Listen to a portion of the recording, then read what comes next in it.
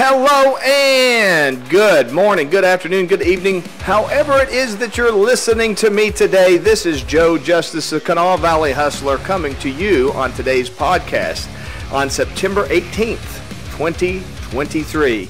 We've just got a couple more weeks left in September, and we are well into fall. The weather is nice and cool and feeling good out there. Hope you get a chance to get out and enjoy it.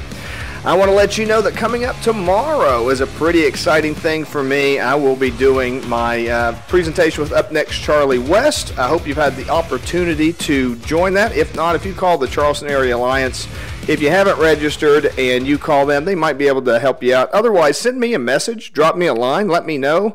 If you'd like to attend it, just send me a direct message, and I will see what I can do to get you in there. It's going to be a lot of fun, and I'm going to be talking about savvy spins for your marketing, basically an inoculation against marketing BS, which the idea behind that is, what do you have to have in place before you ever get to that point of needing to take care of marketing, take care of advertising. It's going to be a marketing presentation, and I'm going to be talking about how advertising fits into marketing and what all that involves. And speaking of presentations, since I'm going to be talking about that, and I'll probably be sharing some stuff about the presentation as we go on through the podcast, but I did want to bring up something that people ask me quite a bit, and I thought this would be a good opportunity since the presentation's going on tomorrow. People ask me all the time how to do well with public speaking and what kind of the secrets are to public speaking. Now, for me personally, I will tell you that I've got a lot of just natural ability. If there's one natural ability that I have, if there's one talent, it's really just the ability to talk extemporaneously. I'm pretty good off the cuff, and I'm able to speak, to crowds. I don't have the nervousness. I don't have the nervous energy. I don't have the fear and the anxiety that a lot of people run into. So I've been asked a lot in the past, what can I do to be more like that? What do I do to be able to achieve, public speaking, to be able to be comfortable speaking publicly, to be able to present myself? Now, the reason that comes up so often is because even when it comes to marketing, it's true that you can be successful being faceless in marketing. There are industries and there are businesses that do that type of thing. There's what you call faceless YouTube channels, faceless marketing brands. So those are kind of brands that are built out where there's not an actual individual connection that's made. They're sold more through marketing techniques. And it's absolutely doable. It's absolutely possible, and it is 100% achievable. Lots of people make lots of money at it. But I will tell you that if you're running a legitimate business, like a local business, like the kind of business that you intend on building and maintaining, and maybe even passing on, but definitely one that like an actual business that you're going to run and operate. You will need to talk to people, you will need to interact with people, you will need to network, you will need to make friends. If nothing else, it makes all of those things much, much, much easier. For the most part, the faceless type of marketing very largely uses they follow trends and use techniques that follow certain types of trends. And it is, like I say, it is possible. But even big corporate accounts that do what you would call faceless, they have mascots, or they hire celebrities. They do things like that. So they do have the kind of personal interactive experience that you would expect, even though it's not, the person speaking directly. So I always encourage people to, take the time, take the opportunity to learn how to do a little bit of public speaking and to focus some on public speaking. So how do you get better at public speaking? What do you do in order to achieve success at public speaking? Well, first and foremost, I always tell people you got to be comfortable with what you're talking about. It's really important, if you want to do well with public speaking, is to know your subject. Be familiar with it. If you're going to go off the cuff on something you really don't understand, then you are setting yourself up for failure. And a lot of times when people get into that situation where they're riddled with anxiety, they're, terrified, it's because they're trying to discuss something that they're not very familiar with and they're not very good with. And I would definitely encourage you to know your subject. Have a good idea behind your story. Now, interesting to that, you do have to know your subject, but that doesn't mean you know exactly what you're going to say. That's not the same thing.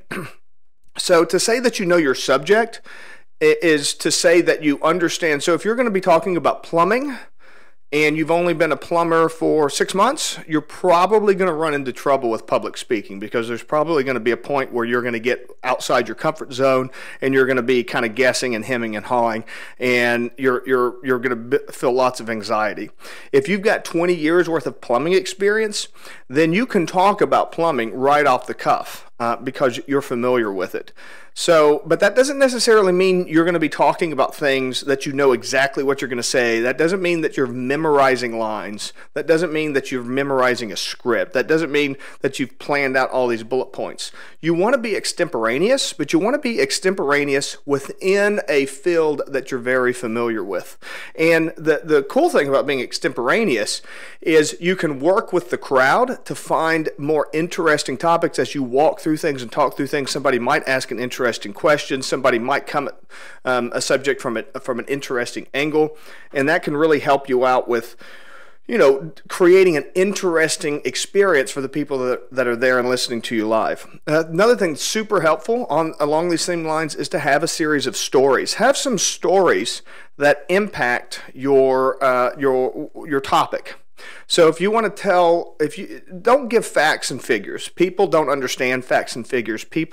Humans don't understand lists. Humans don't understand numbers. Humans don't understand, these kinds of things that logic, reason, all that kind of stuff. That's not the way humans grasp the world. Humans grasp the world through stories. So you want to have a handful of stories that make your point. If you're talking about, let's say you're talking about diligence and trying over and over and over again, then you might want to tell the story about Thomas Edison, whatever it was, 1,000 times before he got the light bulb right, or whatever it might be. Or if you want to tell about having grit, determination, then you might want to tell about some World War II officer or something like that. Those are great if you don't have personal stories. If you have personal stories, that's even better. So if you want to tell about grit, determination, and you've got your own personal story of grit and determination, how you showed up and you pulled things off despite the odds, that's even better. So you want to tell these kind of stories, and you want to have these stories ready. You want to have 5-6 stories that are ready to go. If you have like an hour-long presentation, something like that, you want to have 5-6 stories. You might not get to all of them, but you want to kind of have them in mind, have the basic structure of them in mind, and have them in place. Know your topic, have some stories. And then a real great trick, if you're speaking live and speaking directly to somebody, is to a crowd, is to speak to one person at a time. Just look into that crowd and look to each person one at a time, one by one, and speak to that one person. Don't speak to the whole crowd. Don't stand back and look at everybody. Look at one person, tell part of your story. Look at another person, tell part of your story. Look back, tell some more of your story, and go on like that as you go through the progression. You don't want to try to speak to everybody. That will really help you out with your nervousness, because humans, we can get overwhelmed if we see a crowd, if we see a mob. That can really lead to a lot of anxiety. So you want to look to each person one at a time. Depending on the venue that you're at, you're going to want to make sure, that the lighting and everything else like that is set up for that. If you're like going to be up on a stage, you're going to want to make sure that you can see the people to a certain degree, as much as you can control that. If you're just going to be in a conference room or something like that, obviously that's going to be pretty easy, but you want to be able to make that personal connection. And then lastly, you want to practice and learn by doing, okay? There's no magic bullet, there's no magic pill that's going to enable you to be able to public speak. Start out speaking to a friend or a colleague, someone that you trust, maybe even a loved one. Talk to your wife or your husband, talk to your kids, get used to explaining this to them. Talk to yourself, look in a mirror, tell your stories. Talk about your subject, give kind of an overview of your presentation, do that kind of thing. And then maybe talk to a few of your colleagues, 3 or 4 people, deliver your message, talk to them, take some Q&A, and then maybe 5 or 6 people, and then maybe 10 people, and then kind of get prepared for that and practice and do. Take on these opportunities. Every time an opportunity comes up to speak, take it. You will learn by doing, and that's the best way to go about it.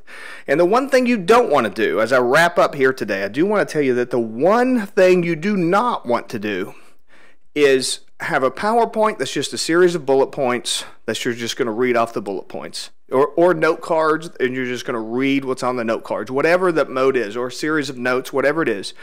Don't just have something, typed out or written out that you're just going to read, and you're just going to go down, you're going to drone on, and you're going to be very boring and very non-dynamic, very static, and not have any kind of interaction. Stay away from that. If you want to be valuable, if you want people to have an experience, then be contemporaneous. Know your subject, have some stories, have a couple different directions you could be going in.